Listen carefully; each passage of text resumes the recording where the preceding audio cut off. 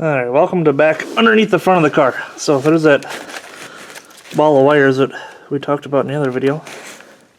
Right here, whoops, point the camera right way, there's a tranny line. That's where it turns into a metal line. Now me personally, I like to leave these as long as possible so I got some room to work with. So what I'm going to do first is I'm going to cut this line, oops, right by the collar here. And then the other one, where it comes back out, is right above it. I don't know if you can see that, but if you look back up in here, you can see there's two lines that are running together. And then you can see the two fittings on camera. And there's just another collar like this right above that. So I'm going to cut both of these lines, and then I'll show you the next step. Alright, so there you can see. Can you see? Yeah. Right there. There we go. Where those two lines are cut. Now you're going to get a little bit of dripping. Not enough that I've ever seen it hurt the performance of the transmission, because I mean you lose a very small amount.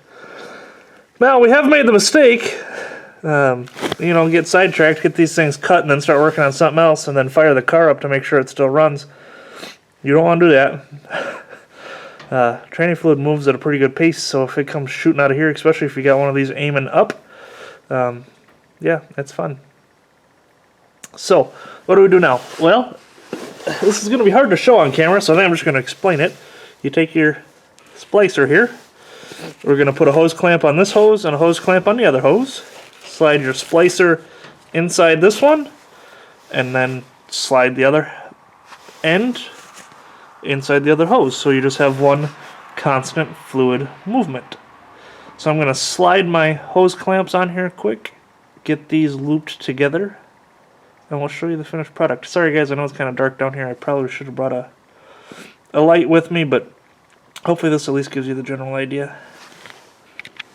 Here, actually, since it was so dark down there, I just came back up to the top of the car and I grabbed these two lines that are now cut and pulled them up here so you guys can see a better idea. So we're going to put a hose clamp here, slide this guy in there, slide the other end in there, make our clamps tight, then you got your constant flow.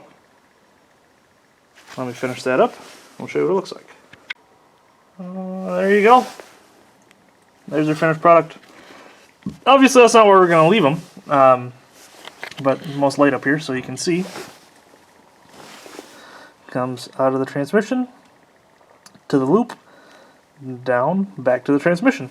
So you'll be able to keep pressure, keep flow, keep your tranny working.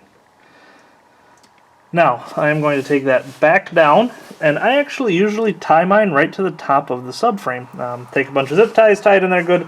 Biggest thing is just make sure you don't have a bunch of kinks in your system when you're finding a safe place to put it. But just look at it. Every car's different. Find a spot that you feel it's not going to get hit. You get an idea of how these things bend. I've had a few of them down on the subframe. I've yet to have one rip or tear. So I'm pretty confident in leaving it down there. Maybe wrap something around it, I don't know. But it'll be running right down. You can see the subframe there with a bunch of zip ties around it. So hope that helps. Again, we're trying to get as super in-depth as possible for most of the stuff that we skip. We don't usually show you how to do these things, we just say we did it. So hopefully that helps with the folks that are trying to get into this early on. Let me know what your thoughts are for the next video on Super Basics. I don't know what else to go through. We did talk a little bit about pumps. Obviously I still got to show you how to run how I run my inline pump versus Jake's where it drops in to the fuel tank, but we'll go through that on a Super Basics. But what else needs to be covered that's really in-depth for somebody that's just wanting to get into a car for the first time and come try this out? You know, gut and go, banging the windows out and go wreck the car kind of stuff.